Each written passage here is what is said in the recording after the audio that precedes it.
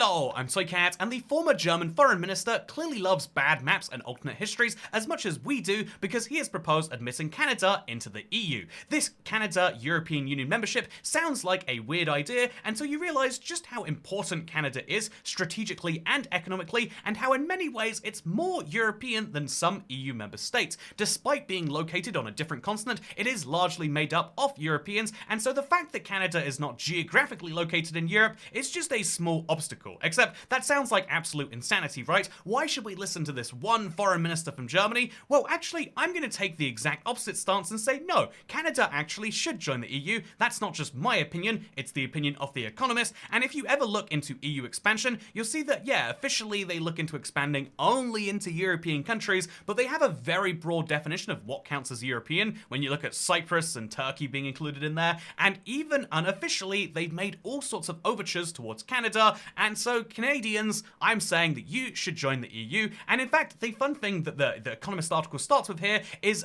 the island which is split between Canada and Denmark. So officially, Canada already borders an EU member state, although notably it doesn't border the EU itself, because if we come back to this map, you'll notice that Greenland actually left the EU. Very fun fact by itself, I guess we should mention. But as a result of this island being part of Denmark's territory, there was this fun dispute forever where Canadian officials would visit the island, leaving whiskey and flags, and then Danish people would come back and they would leave their own schnapps for the Canadians to enjoy, and this would happen every single year until 2022 when they split the island down the middle. Was big news. It made this channel. It's very exciting stuff. And so basically, if you have enemies like these, who needs friends?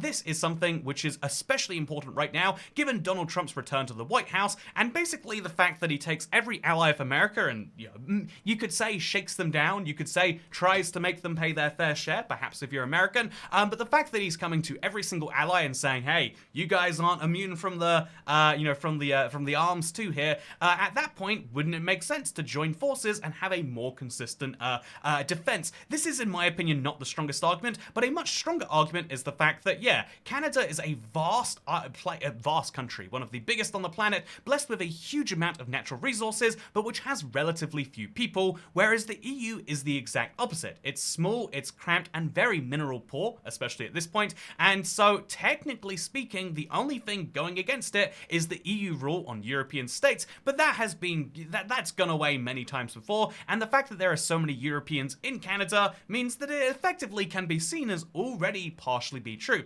But more seriously, the fact that Europe should join Canada and Canada should join Europe is not just this idea of only having to add a small population, but it's also a great way to decrease the EU's population density and perhaps have a more efficient movement of people and indeed energy amongst the people. This would also help the EU's finances, and it would probably help Canada too, because one of the biggest trade agreements that Canada has signed is with the EU. Interestingly, actually though, as much as I want to talk about trade, I think it's also important to note that there are lots of other trade bodies, because even though Canada joining the EU is a little far-fetched, even the Economist article says at the end here that actually, okay, this is a little bit of a crazy idea, and Canada does take part in some schemes. Maybe there could be more deals, specifically on gas, specifically on trade, and perhaps the EU countries should just ratify the existing trade deal. This is a good idea, but also you could expand trade deals. So there's a current deal going around the European Union, the idea of the Pan-Euro-Mediterranean Convention, which is currently going to include countries all across Europe,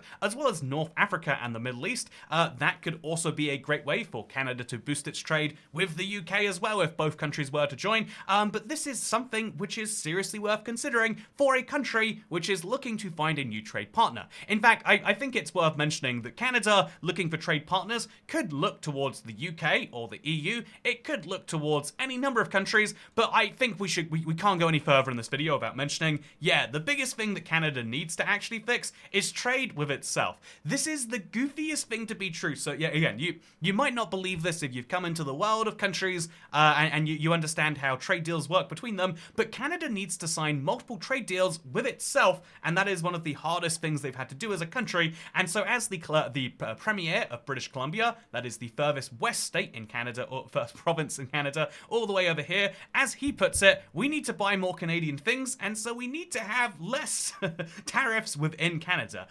There is a huge amount of trade barriers within Canada, and although 57% of those are down to geography, in other words, distance, province, that still means that 43% of trade barriers in Canada are down to interprovincial prohibitive barriers. So for one of the biggest examples is alcohol is a province by province monopoly, so you can't sell alcohol between provinces. But that sounds logical, you might say, but you also can't sell milk between the provinces. There are also different regulations within the same sector. Permits, licensing, and other paperwork requirements are not properly matched between the provinces, which means that moving from province to province is actually a bit of a pain. This is something that is just mind-blowing to me. Again, like existing within the UK, you would never expect to move to a different part of it and not be able to sell certain things there. But the Canadian Free Trade Agreement happened in 2017, at least symbolically, but it was just the first step forward. There needs to be a lot more internal trade liberalization within Canada. And so even though Canada should join, maybe even I think I can make a strong case for Canada joining the EU and having a much more stable partner, I think the actual most important partner you need to have is perhaps something that we can all learn from here, is ultimately, even though Canada is having a bit of an issue with the guy who's coming out and saying that he wants to make threats towards basically all of his allies and friends, as much as it hurts when someone comes out against you, and as much as it seems like you should make a new friend, ultimately, here's the advice for anyone watching this video. Sometimes it seems like the easiest fix to, one bad friend is to replace it with another bad friend. The easiest fix to a problem is to focus on a new one, but sometimes, rather than jumping from trade partner to partner, rather than doing that over and over again, sometimes the love you really need to find is for yourself. And so maybe Canada, rather than trying to find a new trade partner in the world, should learn to love itself first. And that is my point with this video. My other point of this video is that just in case you think to yourself, well, Canada can't join the EU would never go to North America, you'd be wrong. Not only was Greenland in the EU, while the predecessor, pre-Maastricht Treaty, while it was in North America and European Union, but also we have, fun fact, France is in North America. Saint Pierre and Miquelon is technically speaking a part of the European Union. What's that? If we look into this, you'll find that their currency is in fact the euro. Wow, the Canadian dollar is widely accepted because they have 5,000 people, but there are 5,000 French people living near Canada,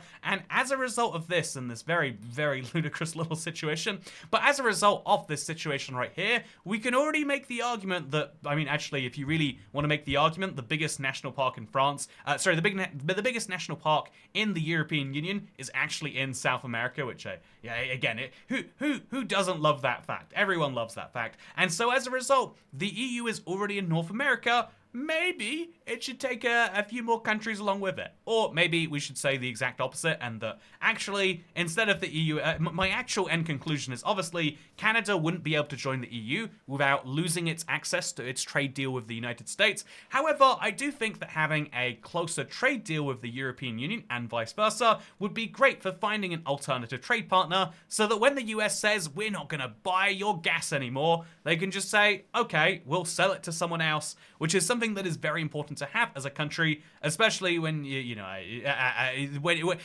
when you've got friends like these who needs enemies, to flip the economist thing on its head and make it the regular way around. And so yeah, just remember, if you're watching this video, if you find yourself with a bad partner, you might think that you need another one who's willing to wave your flag loud and proud, but what you really need is to love yourself. And come on, Canadians, how's this still a thing you're dealing with? I'm very impressed that Canada follows the American dream of federalization and actually allowing people in different states to do their own thing. I'm amazed that Canada does it so much better than the US, but also, like, trade is the one thing that you should, like, you should solve that issue first, I think. Speaking of issues to solve first, this video is over now. I hope you didn't enjoy it, because I won't see you next time. Second channel, don't care, bye. Oh, I think we're doing this on like a near daily basis now, but we'll use the weekend to do filler videos, so I hope you're looking forward to tomorrow's one. Might not be out tomorrow. Again, second channel, don't care. Bye. Oh, I didn't hit, I hit the wrong key. I have F9 bound on my keyboard to stop the video, so I'll press that now.